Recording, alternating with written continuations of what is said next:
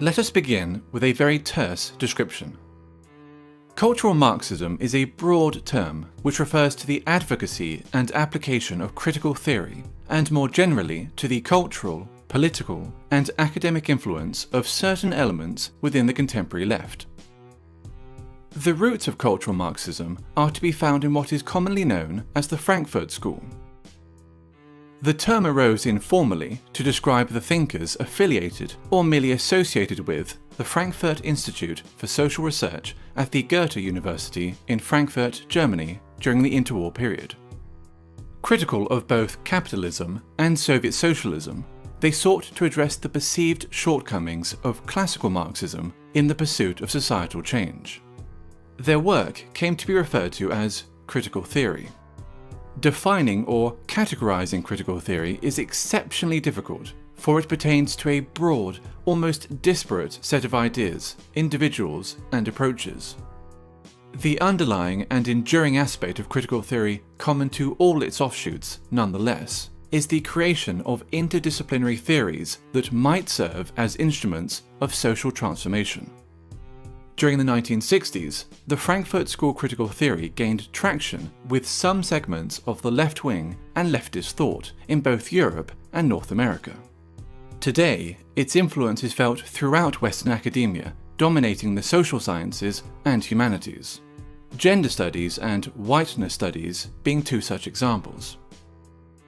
One of the most influential critical theorists and an original member of the Frankfurt School was Herbert Marcuse. A cursory glance at any paragraph written by Marcuse will set alarm bells ringing for anyone even remotely familiar with the current culture of intolerance on college and university campuses. Consider the following passage from his 1965 essay, Repressive Tolerance. The small and powerless minorities which struggle against the false consciousness and its beneficiaries must be helped.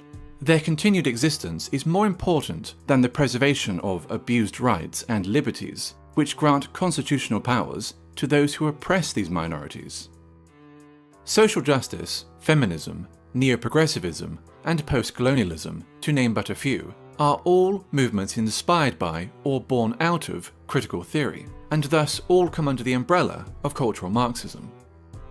Be it gender, sexual orientation, family, race, culture, or religion, every aspect of a person's identity is to be questioned, every norm or standard in society challenged, and ideally altered in order to benefit supposedly oppressed groups. Classical Marxism saw class conflict as occurring between the bourgeoisie and the proletariat, between the haves and the have-nots. Cultural Marxism views such a conflict as existing between the oppressed and the oppressors, between those with privilege and those without it. The working class has been replaced by minorities. Majority groups are typically defined as privileged and oppressive, with minority groups accordingly labelled underprivileged and oppressed. Heterosexuals are oppressive. Cisgender people are oppressive. Whites are oppressive, especially white men. Christians are oppressive. Those that do not fit into these groups are thus considered oppressed. It stands to reason, therefore, that if heterosexuals are oppressors, the solution is to encourage other forms of sexuality. If whites are oppressors, the solution is racial diversity. If cisgender people are oppressors, the solution is to encourage transgenderism. If Christians are oppressors, the solution is to propagate Islam.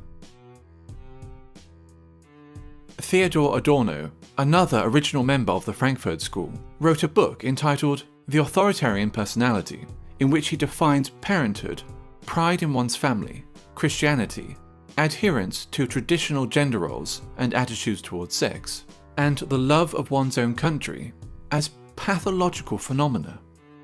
This tendency to pathologize opinions and life patterns, which are not in accordance with its own political ends, is characteristic of cultural Marxism. Differing views are thus described as irrational fears or phobias.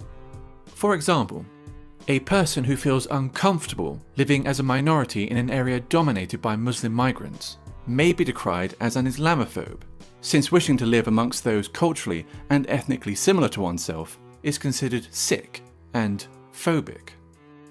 When Pakistani Muslims living in Britain, by contrast, show in-group preference, converting entire sections of a town or city into a mini Pakistan, there is no sickness, no phobia, only multiculturalism. 20 years ago, there were no Pakis here, no one was doing nothing. But now, the Pakis are with a stamp, man, trust, you know what I mean? Now, think 20 years ahead, boy, fuck knows, man, this is gonna be Pakistan. Or England, it's gonna be Pakistan, man. They're all fucking shipping over. A popular and propagandist manifestation of cultural Marxism is political correctness, in which media channels and social scientists make it a mandatory exercise to do the following. Question common language. Illegal immigrants, for example, are to be referred to as undocumented migrants, while ethnic discrimination is referred to as affirmative action. Their ambition to define and redefine words can be seen as a means of controlling the discourse and altering cultural norms. Racism and sexism have been redefined as a product of prejudice plus power, which leads to such ridiculous statements as, "There's no such thing as sexism against men," and "I, an ethnic minority woman, cannot be racist or sexist towards white men." Maintain an unwaveringly favourable view of groups which are marked as being oppressed. Islam is a religion of peace. Black Lives Matter is a peaceful, legitimate protest movement. Feminism is only about equality, and so forth. No deviation from the aforementioned narrative will be entertained, ever, nor will criticism.